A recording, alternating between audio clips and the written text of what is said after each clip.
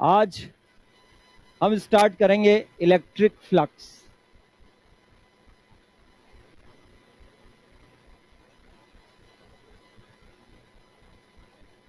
Electric flux देखिए, electric flux से पहले मैं आपको थोड़ा सा प्रीव्यू कर देता हूं। इलेक्ट्रिक फील्ड लाइंस क्या होती है। देखिए, इलेक्ट्रिक फील्ड लाइंस क्या होती है, आपके इलेक्ट्रिक फील्ड को जो पिक्टोरियली रिप्रेजेंट करती है उसको क्या बोलते हैं हम, इलेक्ट्रिक फील्ड लाइंस बोलते हैं या इलेक्ट्रिक लाइंस ऑफ फोर्स बोलते हैं, विद्युत बल रेखाएं। ठीक है, ये आपके इलेक्ट्रिक फील्ड लाइंस होती है। ठीक है, अब जो इलेक्ट्रिक फील्ड लाइंस होती है, ठीक है, वो पूर्ण रूप से काल्पनिक रेखाएं होती है, उनका कोई भौतिक अस्तित्व नहीं होता है। और इलेक्ट्रिक फील्ड लाइन का कॉन्सेप्ट किसने दिया था, माइकल फैराडे ने दिया था। ठीक है, तो इलेक्ट्रिक फील्ड लाइंस जो है वो विद्युत क्षेत्र का चित्रीय निरूपण होता है, पिक्टोरियल रिप्रेजेंटेशन होता है। यानी कि विद्युत क्षेत्र को चित्रीय रूप से जो दर्शाने के लिए हम इलेक्ट्रिक फील्ड लाइंस यानी कि विद्युत बल रेखाओं के कॉन्सेप्ट का उपयोग करते हैं। बात समझ में आ गई। अब बात करते हैं हम इलेक्ट्रिक फ्लक्स क्या होता है। देखिए, इलेक्ट्रिक फ्लक्स क्या है, कोई भी सरफेस है, किसी भी प्रकार की सरफेस हो, उससे गुजरने वाली बल रेखाओं की संख्या इलेक्ट्रिक फ्लक्स कहलाती है। तो इलेक्ट्रिक फ्लक्स क्या होगा, electric lines of force passing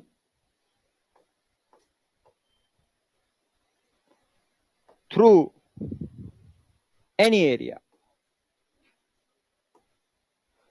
area is called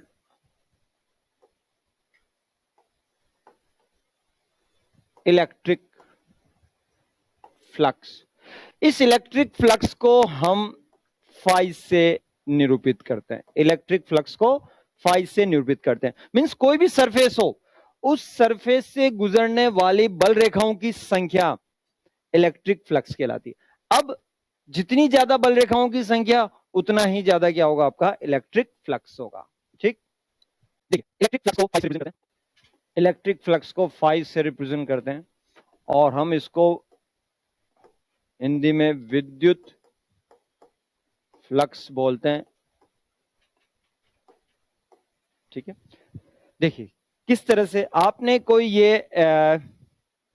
ये विद्युत बल रेखा है, ये विद्युत क्षेत्र की दिशा होगी, विद्युत बल रेखाएं होगी, ये विद्युत क्षेत्र इस दिशा में, विद्युत बल रेखाएं इस दिशा में। अब आप यहां पर कोई सरफेस एरिया इसके अंदर रखते हो, ये सरफेस एरिया कोई भी एरिया हो सकता है, आपके प्लेट हो सकती है आपके, ठीक है, कोई रिंग हो सकती है। आप इस प्लेट से गुजरने वाली बल रेखाओं की संख्या क्या होगी, आपकी विद्युत फ्लक्स होगी। तो देखिए कैसे करेंगे, आप इस पे एक छोटा सा अल्पांश लेते हैं, एक छोटा सा अल्पांश जिसका एरिया है डी ए, जिसका डायरेक्शन होगा ये इस दिशा में होगा, और विद्युत क्षेत्र इस दिशा में है ई। तो डी ए का डायरेक्शन तो ये हो गया, एरिया का डायरेक्शन, और विद्युत क्षेत्र इस दिशा में हो गया, और दोनों के मध्य कोण है थीटा। तो इस छोटे से अल्पांश से गुजरने वाला जो फ्लक्स होता है डी फाई, वो कितना होगा आपका, ई डॉट डी ए, ये फॉर्मूला होता है आपका फ्लक्स का। यानी कि विद्युत क्षेत्र और जो पृष्ठीय क्षेत्रफल है, ठीक है, क्षेत्रफल है, उन दोनों का जो बिंदु गुणनफल होगा वही किसके इक्वल होगा, विद्युत फ्लक्स के इक्वल होगा। ये D phi equals to E dot D है। अब आप इसका दोनों तरफ समाकलन कर देते हैं। समाकलन का मतलब होता है जोड़ना, आप इसको जोड़ देते हैं, समाकलन करते हैं। तो इसका इस पूरे पृष्ठ से जो फ्लक्स निकलेगा वो होगा फाई, पूरे पृष्ठ का एरिया है ए, तो यहां पर ये हो जाएगा ई डॉट ए हो जाएगा। ठीक है, आप इन दोनों रिलेशन को आप ऐसे लिख सकते हैं, D phi equals to E dot D A को सिंप्लीफाई करते हैं, डॉट प्रोडक्ट है, बिंदु गुणनफल है, तो इन दोनों के बीच में जो एंगल है उसका कोस थीटा हो जाएगा, E D A cos theta. और यहां पर इसका समाकलन करते हैं तो ये डी फाई का समाकलन हो गया फाई, यानी कि कुल फ्लक्स ई कॉस थीटा और डी का समाकलन हो गया ए।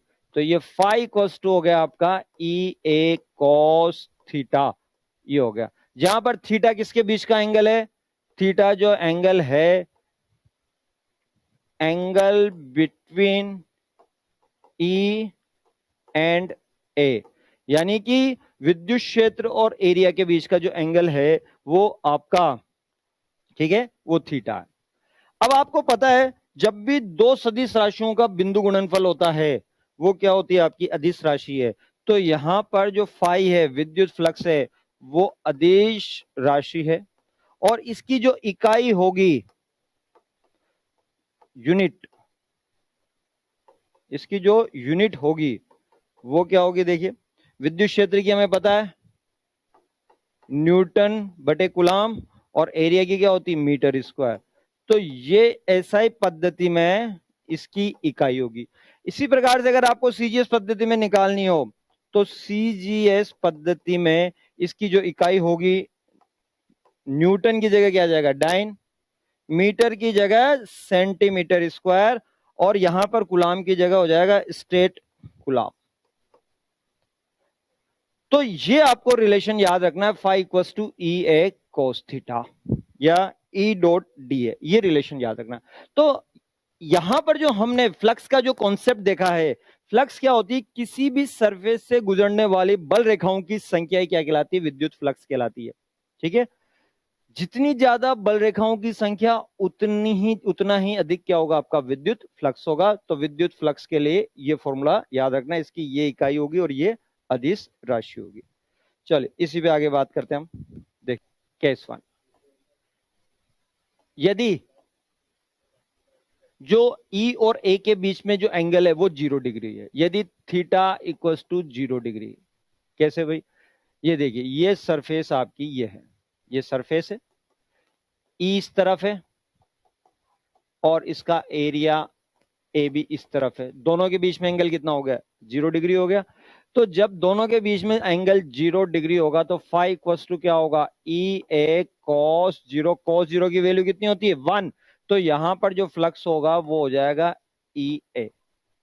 ठीक है, सेकंड केस, अगर मैं थीटा की वैल्यू 180 लेता हूं, if theta equals to 180 degree है 180, तो यहां पर एरिया तो आपका इस तरफ है, एरिया इस तरफ है और ई आपका इस तरफ है, तो दोनों के बीच में एंगल कितना हो गया, 180 हो गया। तो जो फ्लक्स होगा वो कितना होगा, ई ए कॉस 180, कॉस 180 की वैल्यू -1, तो ये हो गया माइनस ई ए।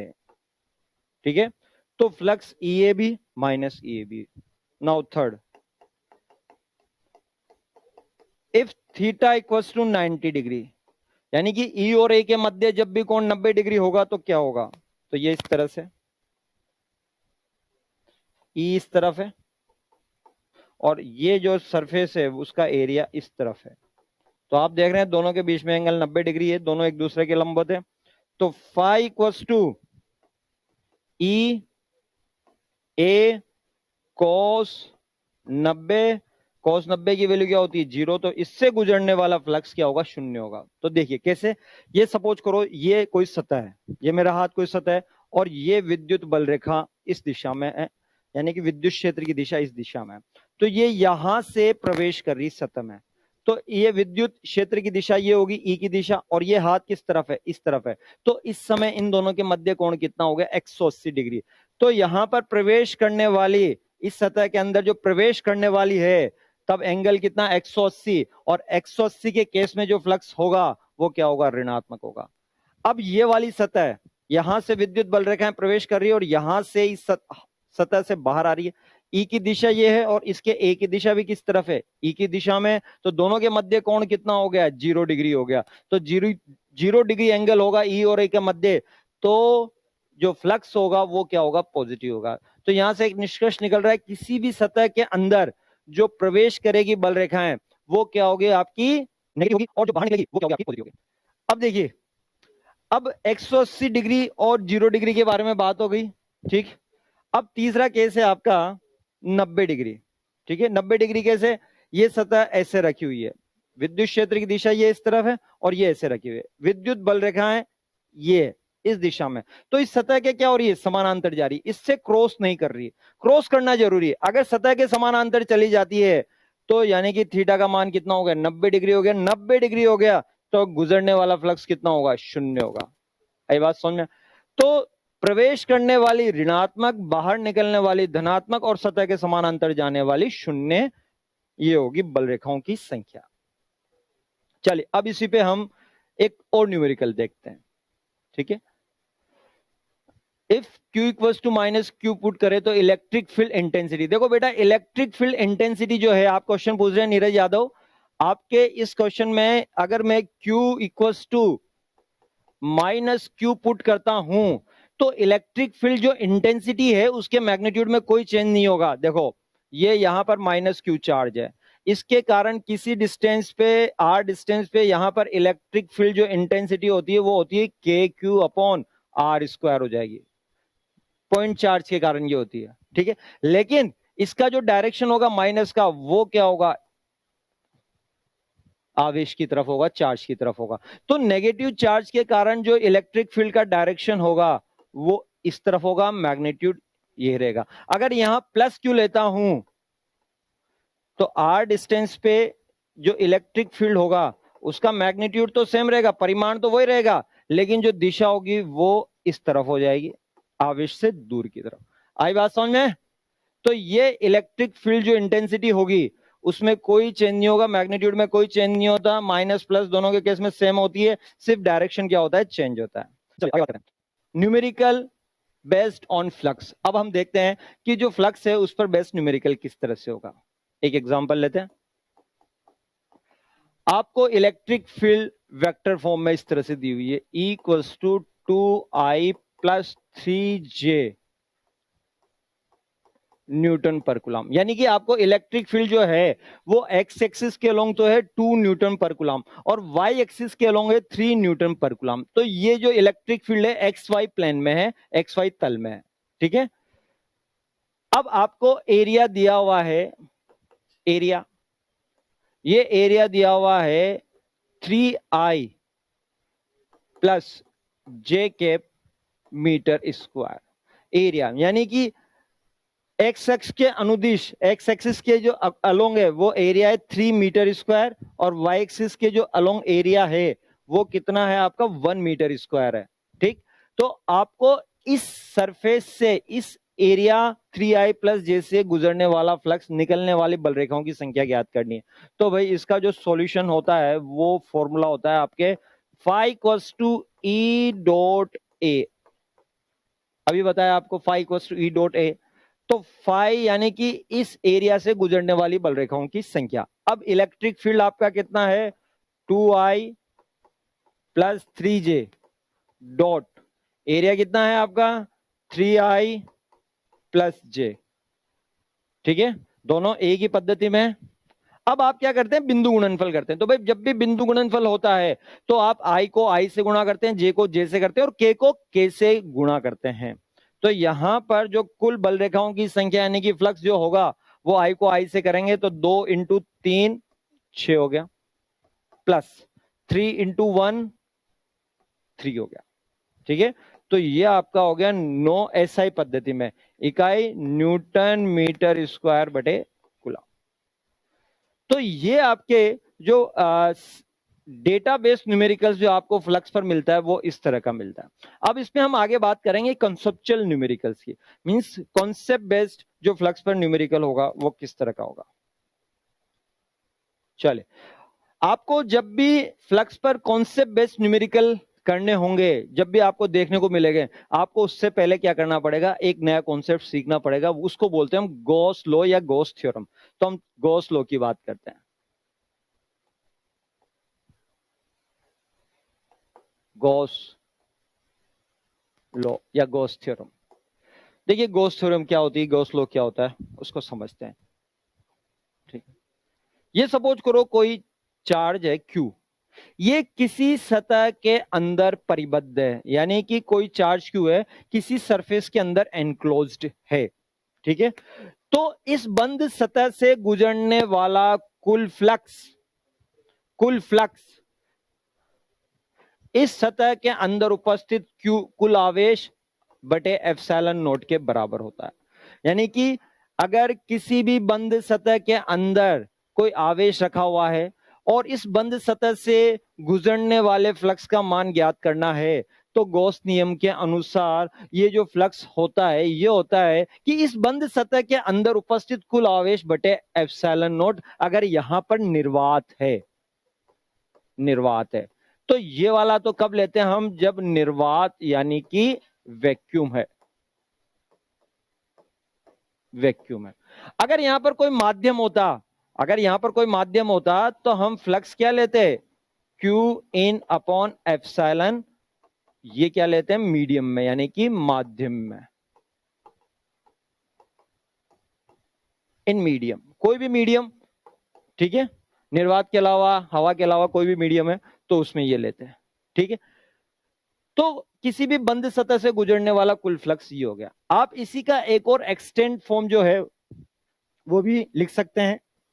अब बात करते हैं हम फ्लक्स के लिए, ये एक गॉस थ्योरम होती है।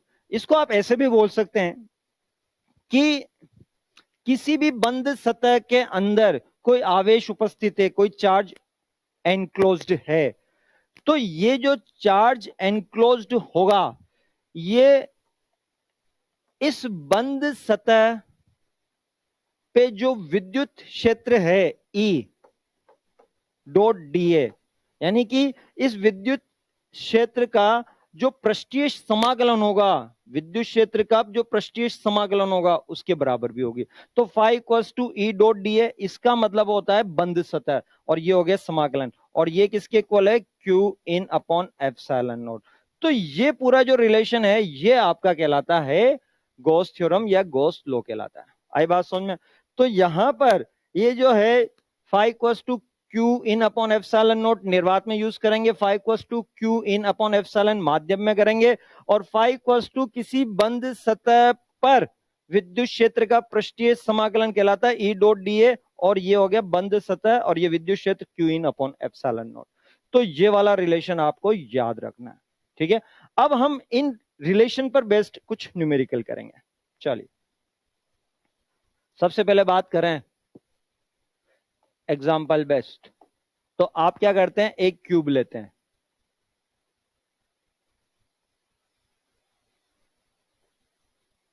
आपने ये एक क्यूब लिया,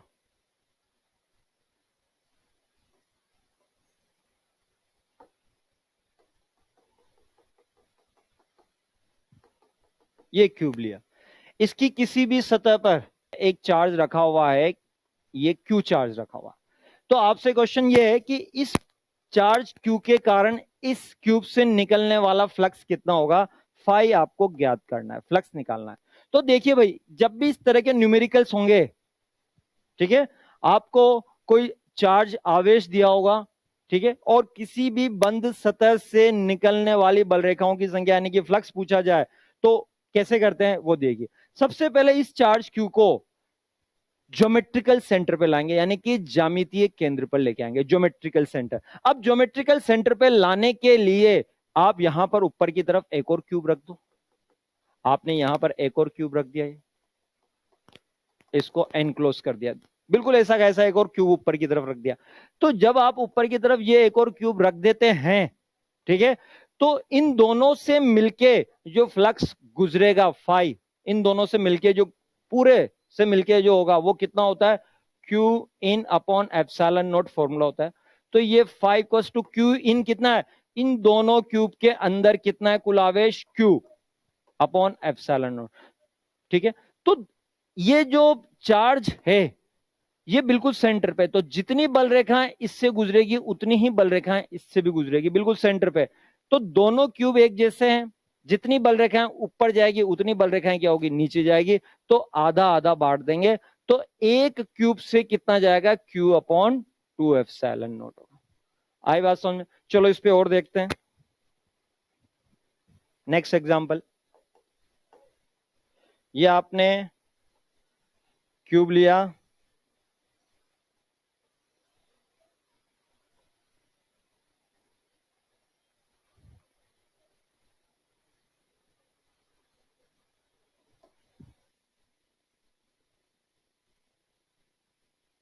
ये क्यूब, जब आपने यहां पर फेस के सेंटर पे रखा तब कितना था, Q अपॉन एप्सिलॉन नॉट था। ठीक है, अब मैं यहां पर अंदर की तरफ रख देता हूं, यहां पर सेंटर पे, बिल्कुल सेंटर पे रख देता हूं। ठीक है, तो जब सेंटर पे रखता हूं तो क्या होगा, फ्लक्स, गुजरने वाला फ्लक्स कितना होगा, इससे कितना निकलेगा, तो इससे गुजरने वाला फ्लक्स होगा Q in upon epsilon not. Q इन, इस बंद पृष्ठ के अंदर कुल कितना है, Q है अपॉन एप्सिलॉन नॉट। ठीक है, तो ये पूरे क्यूब से, क्यूब यानी कि इस पूरे घन से गुजरने वाला फ्लक्स कितना होगा, Q अपॉन एप्सिलॉन नॉट। अब देखिए ये बिल्कुल सेंटर पे रखा हुआ है, इसकी प्रत्येक सतह से क्या है, दूरी समान है। तो जब प्रत्येक सतह से जब दूरी समान होगी तो सबसे गुजरने वाला फ्लक्स भी क्या होगा, बराबर होगा। तो फाई जो है प्रत्येक सतह से, ईच फेस से गुजरने वाला कितना होगा, तो इसको डिवाइड कर देंगे हम 6 से, 6 भागों में बढ़ जाएगा, तो Q अपॉन 6 एप्सिलॉन नॉट हो जाएगा। आई बात समझ में? तो अगर सेंटर पे रखता हूं तो ये हो जाता है। क्लियर? चलो इसी पे और आगे बात करते हैं। अगर मैं यहां पर इस आवेश Q को, इस आवेश Q को सेंटर से हटा के थोड़ा सा किसी एक सतह के पास में ले आता हूं, ये सेंटर से हटाया और इसके पास में ले आया यहां पर Q, ये यहां पर Q यहां पर ले आया, सेंटर से थोड़ा सा इस वाली सतह के पास में ले आया, तो अब इस घन से गुजरने वाला फ्लक्स कितना होगा, तो फाई इस क्यूब से गुजरने वाला फ्लक्स कितना होगा, तो भाई फॉर्मूला होता है Q in upon epsilon not. अब अंदर की तरफ आवेश तो अभी भी उतना ही है Q, ठीक है, तो ये Q अपॉन एप्सिलॉन नॉट। तो इस क्यूब से गुजरने वाला कुल फ्लक्स अपरिवर्तित रहेगा, उसमें कोई चेंज नहीं होगा। लेकिन अगर आपसे पूछा जाए अब ईच फेस से कितना होगा, तो अब ईच फेस से सेम नहीं होगा, ये जिसके पास में आ गई उससे क्या होगा, गुजरने वाला फ्लक्स ज्यादा होगा। तो यहां पर इससे गुजरने वाली बल रेखाएं ज्यादा होगी, यहां पर ज्यादा बल रेखाएं गुजरेगी, और इधर से गुजरने वाली बल रेखाओं की संख्या कम होगी क्योंकि ये इससे दूर आ गया। आगे बात समझ में? चलिए भाई नेक्स्ट क्वेश्चन, एक और घन लेते हैं हम।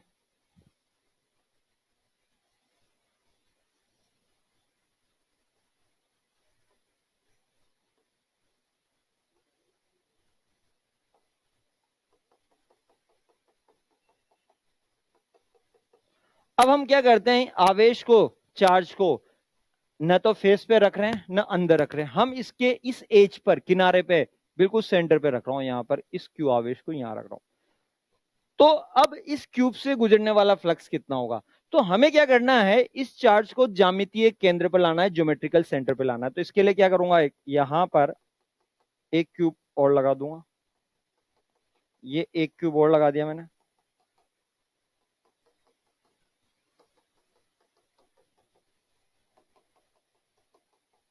ठीक है, अभी ज्यामितीय केंद्र पर नहीं आया, इधर की तरफ लगा दिया, ऐसे दो और ऊपर की तरफ लगा देते हैं।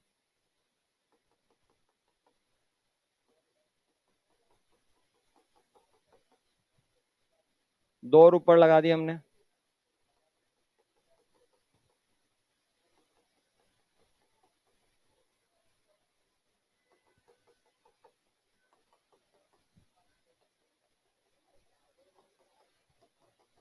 अब ये क्या हो गया, 4 क्यूब हो गया आपके, 1 2 3 4, और ये ज्यामितीय केंद्र में आ गया।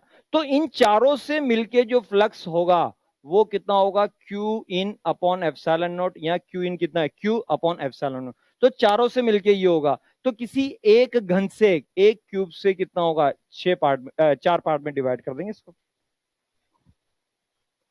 4 पार्ट में इसको हम डिवाइड कर देंगे। तो ये 4 पार्ट में इसको हमने डिवाइड कर दिया। ठीक है, तो यहां 4 पार्ट में डिवाइड हो गया, तो एक से कितना निकलेगा, Q अपॉन 4 4 एप्सिलॉन नॉट। बात समझ में आई? चलो इसी पे और आगे बात करते हैं।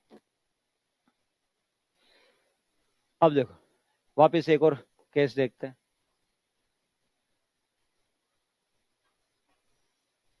ये क्यूब,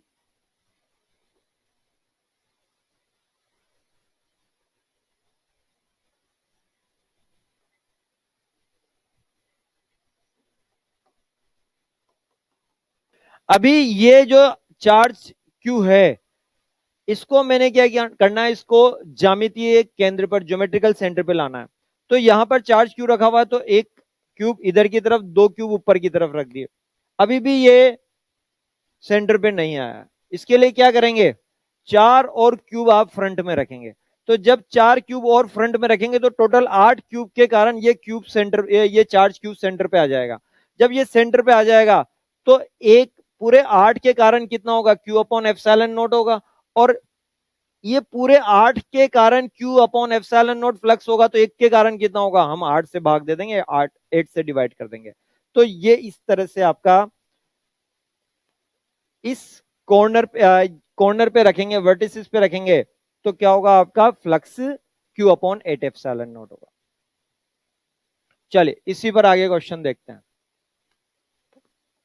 क्यूब पे और क्वेश्चन देखें।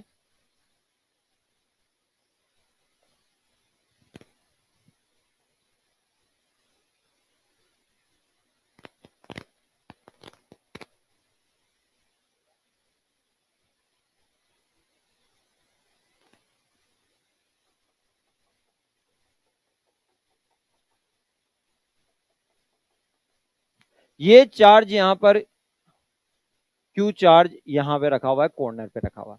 इसकी 6 सरफेसेस हैं। कौन कौन सी हैं, सरफेस 1 बिल्कुल राइट साइड वाली, टॉप सरफेस 2 और आपकी तरफ वाली 3, ये 3 सरफेस तो ये हो गए। 4 ये वाली, 5 नीचे वाली और 6 बैक साइड वाली, पीछे वाली सरफेस। ठीक है। अब देखिए, आपको आपको फाइंड आउट करना है कि इन 6 सरफेस से कितना कितना फ्लक्स पास होगा, कैलकुलेट करें।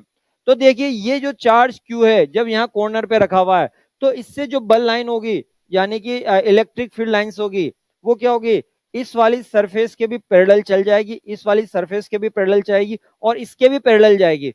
तो 1, 2 और 3 से गुजरने वाली बल रेखाओं की संख्या क्या होगी, 0 होगी, क्रॉस नहीं करेगी। ये इसके कारण यहां से बल रेखाएं इसके समानांतर जाएगी, पैरेलल जाएगी। इसके भी क्या होगी, यहां पर क्यूब के सरफेस से पैरेलल जाएगी और इससे भी जाएगी। यानी कि चार्ज उस कॉर्नर पे रखा हुआ है जो कि 3 सरफेस जहां पर मिलती है, उन तीनों से कितना होगा, फ्लक्स 0 होगा।